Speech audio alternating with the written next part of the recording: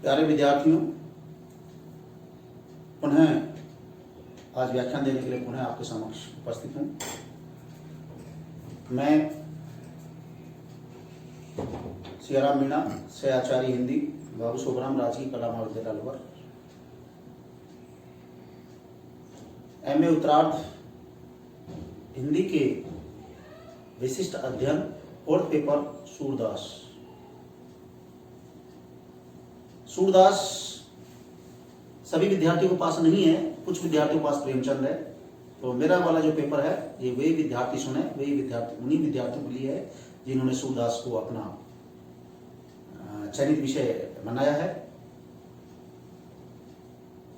सूरदास के विषय में मैं आपको सिलेबस लिखा चुका हूँ। सूरदास के काफी सारा परिचय मैं आपको दे चुका हूँ।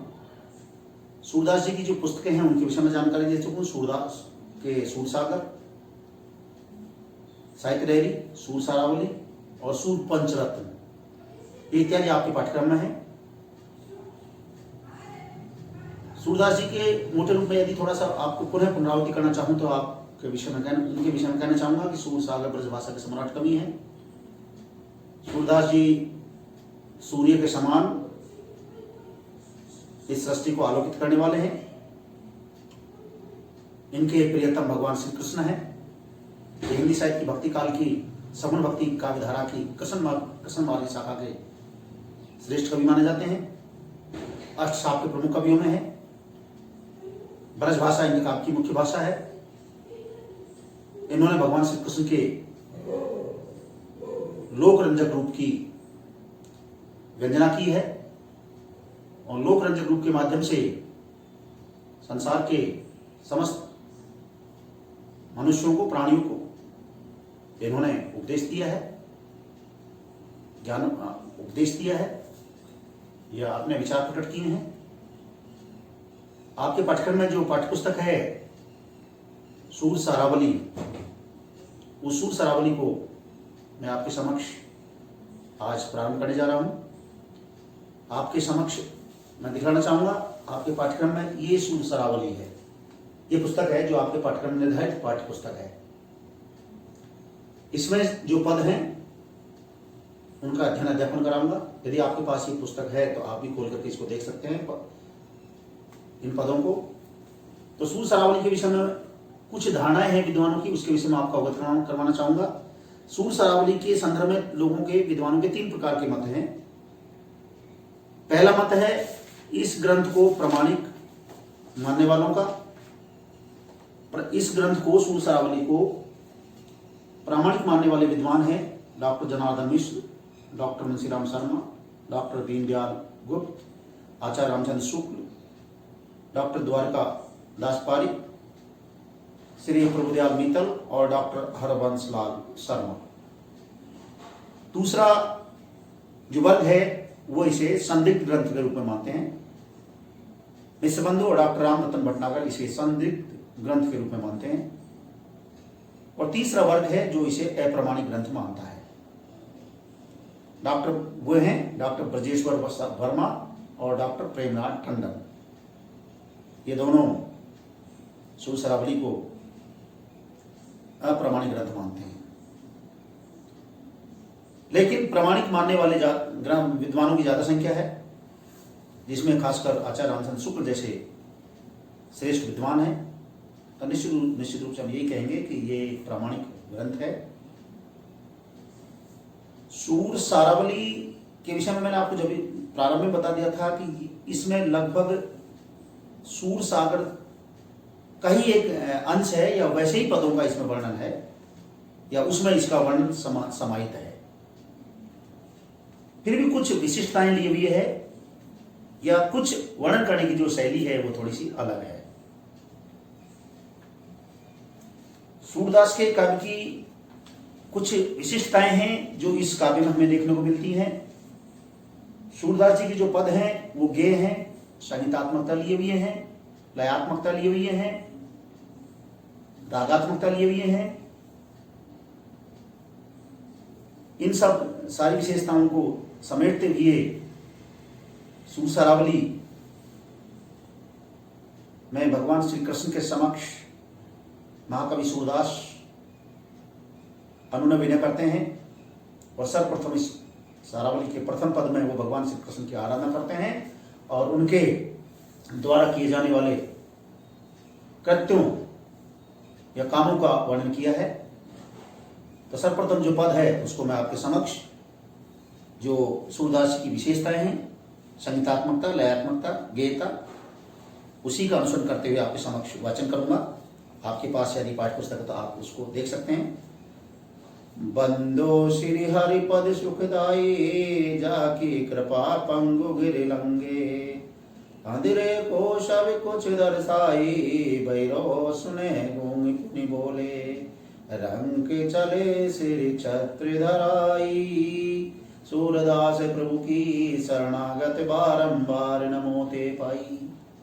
देखिए जैसा कि मैंने आपको बतलाया है कि सूर के पदों को हम आराम से सहज रूप में गा सकते हैं, संगीत में के साथ, लय के साथ गा सकते हैं और जिससे हमारे ऊपर इनका प्रभाव बहुत ही अच्छा पड़ता है। तो इस पद में भगवान श्री कृष्ण के समक्ष महाकवि सूरदास या उनके चरण कमलों में, भगवान श्री कृष्ण के चरण कमलों में अपना पूरा ध्यान लगाना चाहता है और उनके चरण कमलों में ध्यान लगाने के पश्चात ही उनसे विनती करता है, अनुनय करता है, अपना उद्धार करने की कामना भी करता है। और इस पद में साथ ही उनके द्वारा यानी भगवान ईश्वर के द्वारा, परमात्मा के द्वारा असंभव को भी संभव किया जाने वाली स्थिति का भी इस पद में चित्रण किया गया है। देखिए, बंदो श्री हरिपद सुखदाई, जाके कृपा पंगु गिरि लंगे, अंधेरे को सब कुछ दर्शाई।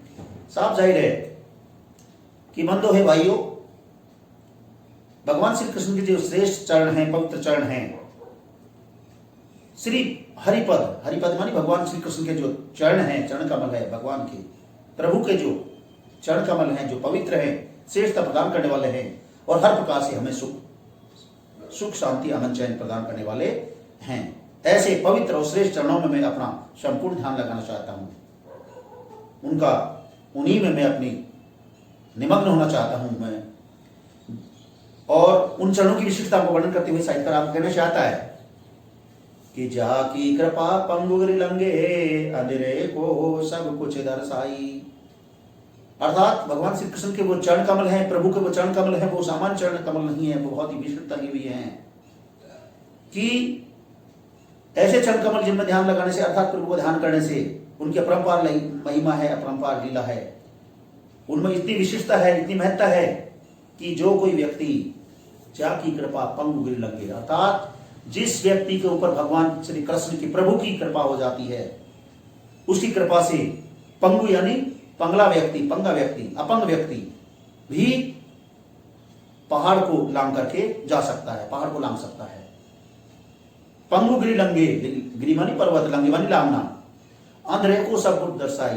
और जो अंधा व्यक्ति है, नेत्रहीन व्यक्ति है, उसको भी ये संपूर्ण सहज रूप में दिखाई देता है, यानी अंधे व्यक्ति को भी दिखाई देना प्रारंभ हो जाता है। देखिए उस प्रभु की अपरंपार लीला महिमा या प्रभु के चरणों की महिमा, विशिष्टता। बहिरो सुने गूंगी पुनि बोले। आगे साहित्यकार भगवान श्री कृष्ण के चरण कमलों की विशेषता को वर्णन करते हुए कहते हैं, या उनकी महत्ता का वर्णन करते हुए कहते हैं कि बहरो, अर्थात जो बहरा व्यक्ति है वो सुनने लग जाता है, गूंगे सुन पुनि बोले। और जो गूंगा व्यक्ति है, जो बोल नहीं सकता, वह व्यक्ति भी सही रूप से बोलना प्रारंभ कर देता है। रंग चले सिर छत्र धराई, रंग मानी गरीब, जो दीनहीन है, वह व्यक्ति भी, जो दीनहीन है, भिखारी है, वह भी राज छत्र धारण करके चलने लग जाता है। सूरदास प्रभु की शरणागत बारंबार नाम होते पाए। इस प्रकार से ऐसे विशिष्टता से ली हुई चरण कमलों में सूरदास जी कहते हैं कि इस प्रकार के विशिष्टता से युक्त जो चरण कमल है भगवान श्री कृष्ण के, उनमें मैं अपना उनमें मैं शरणागत की तरह रहना चाहता हूं, यानी हमेशा अपना ध्यान उनमें लगाए रखना चाहता हूं। और मैं ऐसे भगवान श्री कृष्ण को उन्हें बार बार बारंबार नमोते पाई, बार बार नमन करता हूं, बार बार नमस्कार करना चाहता हूं। इस प्रकार से संपूर्ण पद में भगवान श्री कृष्ण के समक्ष यानी अपने इष्टदेव के समक्ष महाकवि सूरदास ने, ब्रज भाषा के सम्राट कवि सूरदास ने अपनी मन की जो विनती है, जो भावना है, अनुनय विनय है और भगवान श्री कृष्ण के चरण कमलों की जो महिमा, उसका बखान किया है। नेक्स्ट पद है अविगत गति अविगत आदि अनंत अनुपम अलख पुरुष अविनाशी पूरन ब्रह्म प्रकट पुरुषोत्तम नित्य निज लोक विलासी जहाँ वृंदावन आदि अजिर जय कुंज लता विस्तार तैवे विहरत प्रिय प्रियतम दो निगम भृंग गुंजार। आगे उन्हीं भावों को अग्रसित करते हुए साहित्यकार आगे विवेचन करना चाह रहा है कि भगवान श्री कृष्ण के वो चरण कमल हैं, उनकी छटा के लिए साहित्यकार यहां अलौकिक छटा का, अलौकिक सौंदर्य का वर्णन करना चाह रहा है, यानी निर्गुण निराकार की तरफ थोड़ा सा अपना विवेचन करना चाह रहा है। यहां प्रभु की या भगवान श्री कृष्ण जो ब्रजमंडल में लीलाएं करते हैं, रासलीलाएं करते हैं, होली खेलते हैं ब्रजमंडल की गोपिकाओं के साथ, राधा के साथ, ग्वाल वालों के साथ में, वो एक लौकिक क्रियाएं हैं, लौकिक क्रियाकलाप है। लेकिन इन लौकिक क्रियाकलापों के माध्यम से ही साहित्यकार निर्गुण निराकार भगवान के द्वारा किए जाने वाले अलौकिक क्रियाकलापों को की विवेचना करना चाह रहा है, यानी प्रस्तुत के माध्यम से अप्रस्तुत की व्यंजना करना चाह रहा है। तो क्या है? अविगत आदि अनंत अनुपम साहित्यकार कहना चाह रहा है, अर्थात जो ब्रह्म है, ब्रह्म यानी ब्रह्म जो परमात्मा है, प्रभु है, उसका मूल रूप अविगत है, निराकार है, निर्गुण है, अनंत है, न जिसका आदि है न अंत है, अनुपम है, अलौकिक है और इतना ही नहीं बल्कि वो एक ऐसा अलौकिक पुरुष है अविनाशी जिसका कभी विनाश नहीं होता है, यानी वो नश्वर है। ऐसे अगम अगोचर निर्गुण निराकार परब्रह्म परमात्मा अविनाशी पुरुष के रूप में भगवान श्री कृष्ण के माध्यम से उनका वर्णन करना चाह रहा है।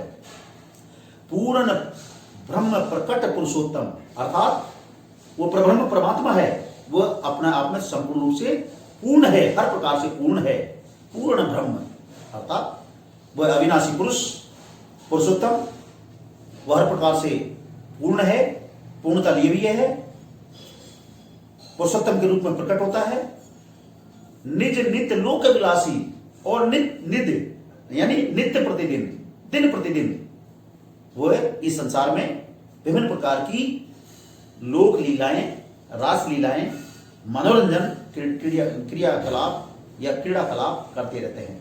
यानी ब्रजमंडल में भगवान श्री कृष्ण जो लीलाएं करते हैं, जो रासलीलाएं करते हैं, जो होली खेलते रहते हैं, इत्यादि इत्यादि जो लौकिक क्रियाएं हैं, इनके माध्यम से साहित्यकार ने उस अगम अगोचर प्रियतम परमात्मा के द्वारा किए जाने वाली क्रियाकलापों का वर्णन किया है या उस ओर ध्यान आकर्षित करना चाह रहा है।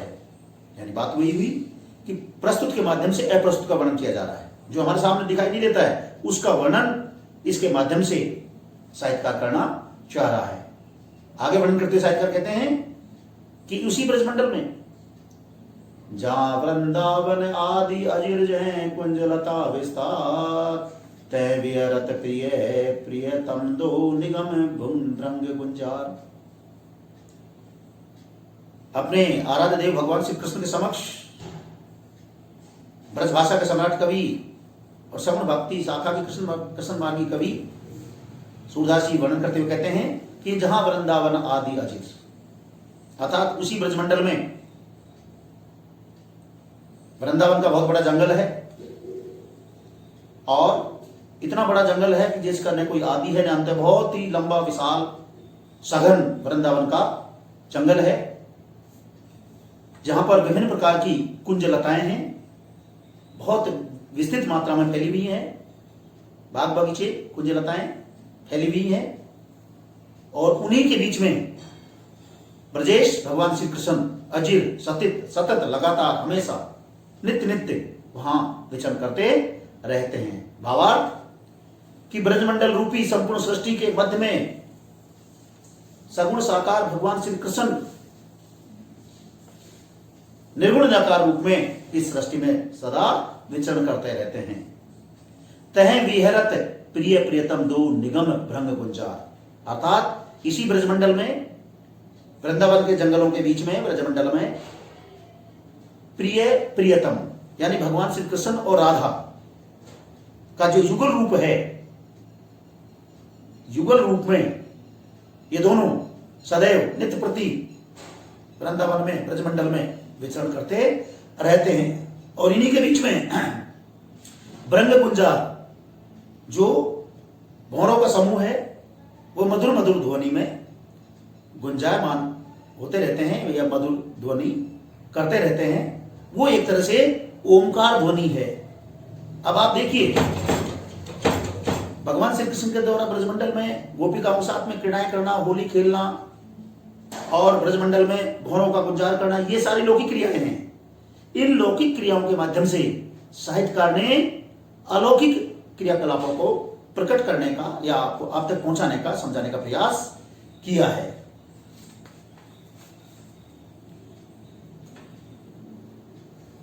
नेक्स्ट जो पद है अगला देखिए, सुनिए।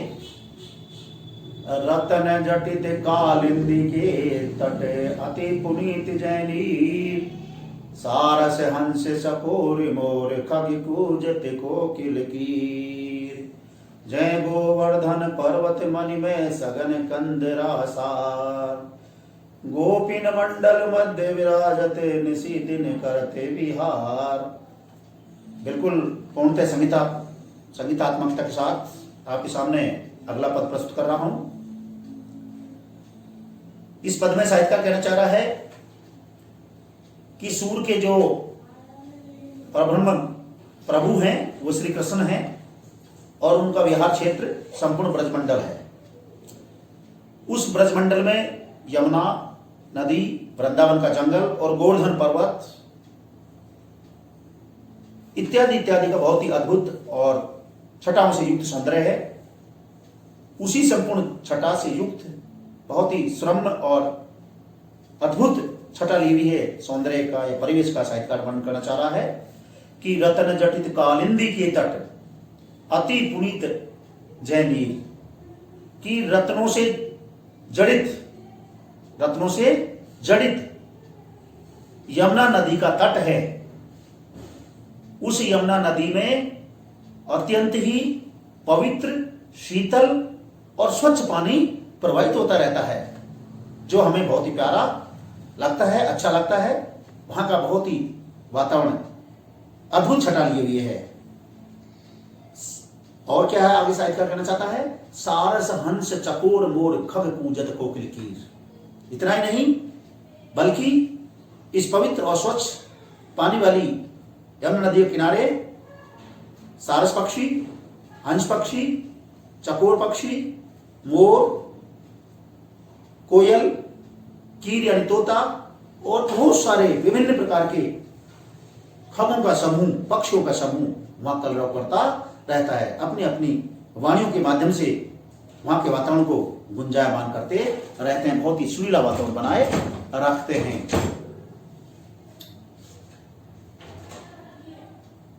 इतना ही नहीं, फिर आगे साहित्यकार कहना चाह रहा है कि जहां गोवर्धन पर्वत मणि में सघन कंदरासार, आगे वर्णन करते हुए कहते हैं साहित्यकार कि उसी ब्रजमंडल में श्रेष्ठ गोवर्धन पर्वत है जो मणियों से युक्त है, मणि में अर्थात मणियों से युक्त है। सघन कंदरासार, जब बहुत सारी कंदराएं हैं, गुफाएं हैं, यानी बहुत सारी गुफाएं भी वहां मौजूद हैं। गोपिन मंडल, अब गोपिन शब्द जो आया है गोपिन मंडल, क्योंकि वैसे तो सूरदास जी ब्रजभाषा के कवि हैं, किंतु ब्रजभाषा की जो पड़ोसी क्षेत्र है वह मेवाती बोली का क्षेत्र है। और मेवाती बोली की विशेषता है कि उसमें किसी शब्द के आगे या अंत में न जुड़ जाता है तो वो बहुवचन बन जाता है। गोपी शब्द है, गोपी मैंने जुड़ गया गोपिन, अर्थात ये बहुवचन होगा गोपियों का। ऐर ऐरन, मीणा मीणान, यादव यादवन, है ना। इस प्रकार से मतलब जो शब्द है एक वचन उसके साथ यदि न जुड़ जाता है तो वो बहुवचन बन जाता है। तो यानी कहना चाह रहे हैं कि सूरदास की भाषा ब्रज है, उसके ऊपर उसकी पड़ोसी जो बोली है मेवाती बोली, उसके शब्दों का भी प्रभाव है, परिलक्षित होता है। तो गोपिन मंडल मध्य विराजत, कि ब्रजमंडल में जो गोपियों का समूह है उनके बीच में विराजत भगवान श्री कृष्ण नित्य प्रति दिन रात सदैव हमेशा विराजते रहते हैं। और दिन निशी दिन यानी निशी मानी रात्रि, दिन रात विहार करते रहते हैं, क्रीड़ा करते रहते हैं। यानी ब्रजमंडल की गोपिकाओं के साथ में ब्रजेश भगवान श्री कृष्ण रास लीलाएं करते रहते हैं, क्रीड़ाएं करते रहते हैं, विचरण करते रहते हैं और वहां के वातावरण को बहुत ही मनोहारी और आनंदमय बनाए रखते हैं।